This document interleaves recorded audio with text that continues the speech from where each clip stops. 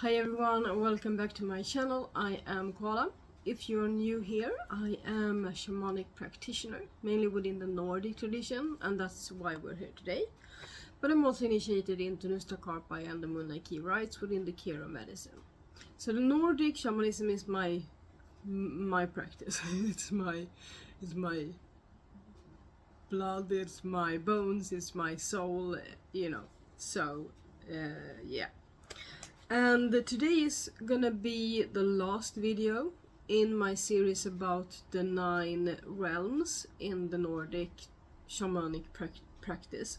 So in this series I have gone through all of these one at a time, starting at the upper worlds, going into the lower middle worlds, and now I'm at the last one in the lower worlds.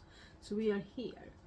And this rune is called Tush or Thurisas and represents Jotunheim. So in this video I'm gonna talk about Jotunheim, about who lives here, what it represents. I have actually like a mind map so that I would be consistent throughout all of these videos. I just wish I had written more, like my handwriting sucks. So so who lives here, what do they represent, the ones that live in this realm, and is there an element attached to this realm, and what is that, the meaning of that in that case, and then benefits of journeying here. So to get right into it, I guess, in this realm, in this lower world that is connected to all of the 9 worlds are interconnected to each other. So putting them on a flat surface is just a way to really simplify things, because it's more intricate than that, and it's almost like they exist in the same space all at once, and it's just by intention that we move between them. So there are symbolic portals, you can say, between the worlds and between our world and the worlds beyond the veil. So it's really simplified to just put them on like an X and Y axis, or like a wheel. We sometimes call this the rune wheel, the wheel of runes, and then we have the wheel of runes, and we have each rune is attached to a world, and then we have the middle world, the middle of the middle worlds in the middle, which is Midgård or Mannheim. So it's gonna be a bit of like wrapping up talk today, intertwined with talking about Jotunheim. So in Jotunheim lives the giants. So Tush is a word that literally means giant.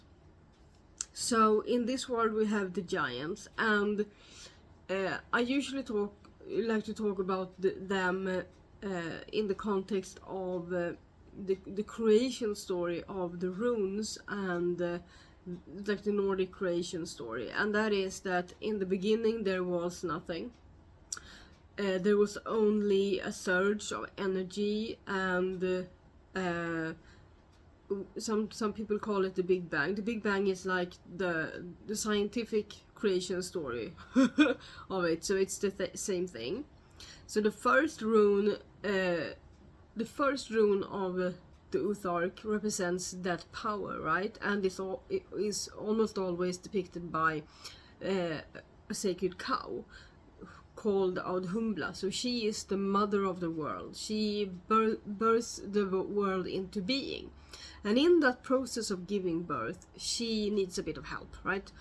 To just throw everything out into the universe. And that is where the giants come in. They are a symbol of the force that pushes everything out into the cosmos. So if we have the cow giving birth, they are the one helping everything out into the world. Trees, mountains, water, everything that she gives birth to, they just haul it. They are they are in possession of a force that can seem very destructive because it's so powerful, especially if it feels like it's in the wrong place in the wrong time, which it often isn't. But it's very it's very necessary for creation. It's a part of creation, both within and without. So if you talk about the Big Bang, then this is the force that just throws every planet, every scrap of dirt or whatever, every scrap of materia into the cosmos and just makes it all happen. What they don't give you is organization and like no order. This is a rune of chaos. So the giants symbolize a destructive force because they break things, they make things just go boom, and it's the force of chaos. So they are also a symbol of a chaotic force, the chaos in universe and inside of ourselves. So there are a lot of different meanings we can find in this, but I'm not talking about the meanings now. I'm talking about who lives in this lower world. So the giants live here, and we have seen giants in a couple of other worlds in this tree of life, as we also call it, but I haven't depicted it on this one as a tree of life, Yggdrasil. I have, because if we depict it as a tree of life, then here are the roots, and here is the trunk, and this is above ground, and then up here is the crown. So what other worlds do we have that has also some type of giants? Well, the first one is up here. Muspelheim has fire giants to help with creation as well. And then another lower world of Niflheim has ice giants. And one of the giants that we often talk about is Skadi. Skadi is the goddess of ice, the goddess of... she has a lot of different meanings and different properties, and she's the goddess of a lot of things. But she's in this context, she is the daughter of one giant, and she's also a giant herself. So she's one of the giants that we talk about, but her father, the giant that is her father, came from Jotunheim. So now we know who lives there, and what do they represent? As I said, they represent the chaos, they represent the destructive and creative force that is necessary to accomplish anything. As soon as we have gathered enough power, and power can mean resources, power can mean money, power can mean internal power. As soon as we have accumulated enough power, enough resources, enough maybe people to help us, as soon as we have everything that we need to get something going, whatever it is, the next phase is to just throw it out there and see what happens. Like, we can plan and plan and plan and plan and gather and gather and gather and gather, and we don't know what's gonna happen until we click start. So that is kind of this moment, the moment after you click go, or you just say it's on. That is this force, and it's necessary. And then if we are lucky, the next phase, if we have planned everything right, and if we have trust, we need to have trust in the process and in our own ability to actually do things in a good way. We have to have a lot of that. So if we have that and everything goes according to plan, yours or the divine plan, and the things start to settle. If things settle, like the planets find their places, everything that the mother has given birth to is opening their eyes, starting to walk around, that moment is the next rune in the Uthark. And if we're lucky, we get there. Sometimes we don't really get there, and we struggle to get there, and we need to back up, and we need to gather some knowledge, we need to reassess, and then we need to hit go again. So this is really a force that teaches us a lot of things about ourselves, about anything and everything that we stumble upon. So there is no element attached to this world. We've talked about all of the elements, I think. I'm gonna see if they are depicted. So we have air, fire, water, earth, ice. Those are the 5 elements of the Nordic tradition. So there's no element in that regard connected to this world. So if we don't, we can of course,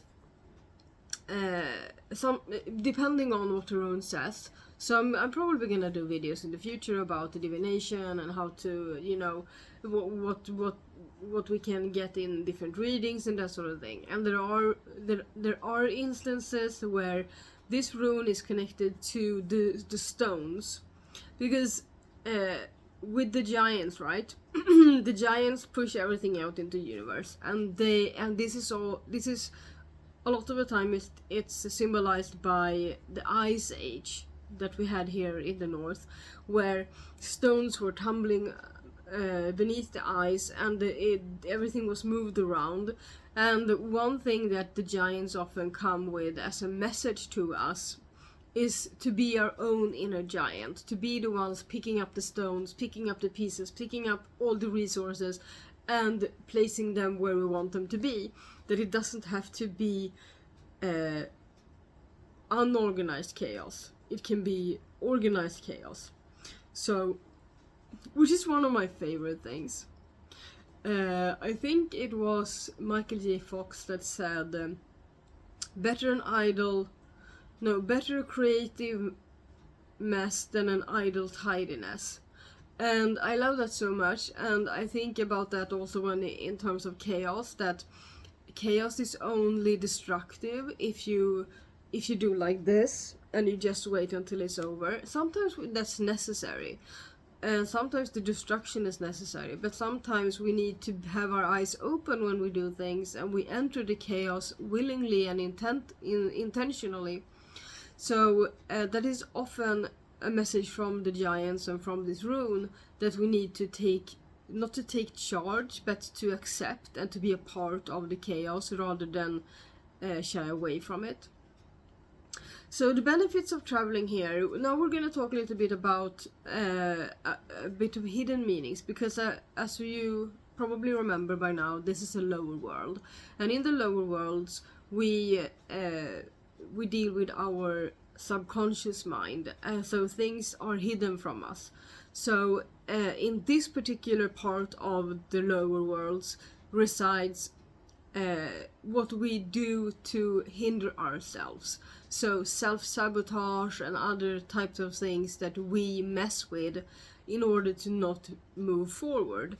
So we travel here to understand ourselves and what triggers us, and because in the lower worlds overall we have fear, we have death, we have forces that hinder our progress, right? So we go to the lower worlds to get to know ourselves and what we do to hinder ourselves. And in this world there are like obstacles, all the obstacles that we have put in front of ourselves. So not the obstacles, when we journey to this world and we find an obstacle, we can't blame anyone else. It's our obstacle, right? So it can be symbolized by someone else. Like we can meet someone in the lower world that we want to blame, or maybe it's connected on a generational trauma basis or something like that, or it can have to do with other aspects of our lives, and that is symbolized by someone, but it isn't that person's fault. So whatever we meet in the lower worlds, if it's an animal or a person or any other symbol in the lower worlds, it's very important to know that the symbolism is very strong, because it's like it's an extra layer before we understand things. When we go to the upper worlds, it's the clarity is very present. In the lower worlds, it's the words hidden and concealed and stuff like that, and we need to really be mindful of that, so that we see beyond, so that we can interpret the symbols in the correct way. And so when we travel to the lower worlds, and the Jotunheim in particular, we learn about what obstacles we put up in front of ourselves, and sometimes we don't want to see that. So whatever knowledge and the teachings that we get while we're there might take some time to integrate and to reach the other levels of our beings, and reach our conscious level, and our to reach clarity. So I really enjoy going there, because I always learn something about myself. Like when the knowledge is integrated into me and the teachings have, taught me what I need to know, I almost always get the feeling of, oh, crap. Okay, I see now. And it doesn't mean that it's any easier to accomplish whatever I want to accomplish, but if I feel like there's something in the way, I want to accomplish this, and there's something in the way, and I can't really.